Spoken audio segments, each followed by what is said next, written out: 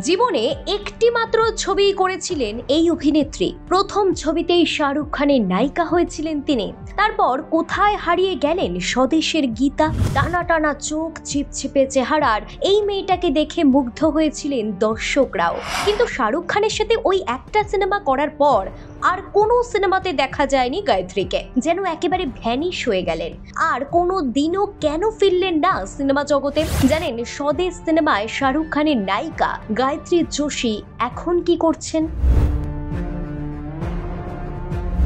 দেখুন তো, মনে করতে পারছেন কিনা মেয়েটাকে। 2004 সালে মুক্তিপ্রাপ্ত সিনেমা স্বদেশ, সেখানে শাহরুখ খানের বিপরীতে এক লাস্যময়ী সুন্দরী তরুণীর আবির্ভাব ঘটে। তার উঁচু লম্বা নাক, টানা চোখ, ছিপছিপে চেহারা অনেকের আকর্ষণ করে। কেউ কেউ বলতেন গায়ত্রীর হাসিতে যেন একটা আলাদা মায়া জড়ানো রয়েছে। কিন্তু এত সুন্দর একজন অভিনেত্রী একটা ছবি করার পরে সিনেমা জগৎ থেকে এভাবে বিদায় নিলেন কেন?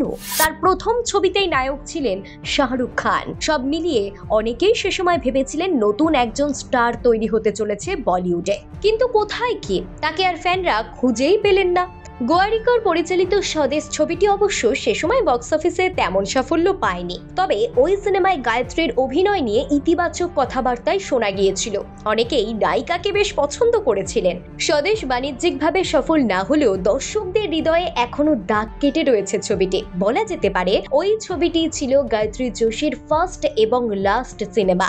2077 সালে নাগপুরের জন্ম গায়ত্রীর। মুম্বাইয়ের কলেজে পড়াশোনা করাকালীনই গোদরেজ, এলজি, বোম্বে ডাইন, সানসিল্ক, ফিলিপসের মতো বহু ব্র্যান্ডের বিজ্ঞাপনে কাজ করেছেন। শাহরুখ খানের সঙ্গে হুন্ডাইয়ের বিজ্ঞাপনেও কাজ করতে দেখা গিয়েছিল অভিনেত্রীকে। 1999 সালে সৌন্দর্য প্রতিযোগিতায় অংশগ্রহণ করে প্রথম 5 জনের মধ্যে ছিলেন গায়ত্রী। 2000 সালে একটি আন্তর্জাতিক সৌন্দর্য প্রতিযোগিতায় দেশের প্রতিনিধিত্ব করতে জাপানে গিয়েছিলেন গায়ত্রী যোশী। ফ্যাশন দুনিয়ায় কর্মব্যস্ততা থাকলেও সিনেমায় আর ফেরেননি গায়ত্রী।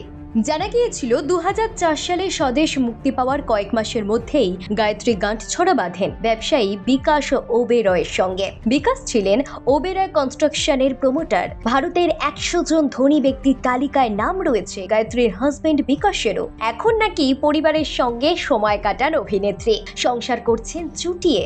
এখন 2 সন্তানের মা তিনি। স্বামী সন্তান নিয়ে মুম্বাইতেই থাকেন অভিনেত্রী। লাইট, ক্যামেরা, অ্যাকশনের সঙ্গে তার আর এখন যোগাযোগ খুব একটা নেই। অনেকেই মনে করেন সংসারকে আপন করেই সিনেমা, ফ্যাশন দুনিয়া থেকে নিজেকে দূরে সরিয়ে নিয়েছেন অভিনেত্রী গায়ত্রী যোশী। আচ্ছা, আপনি কি অভিনেত্রীর ওই সিনেমাটা দেখেছিলেন? কমেন্ট করে জানাতে ভুলবেন না আমাদের।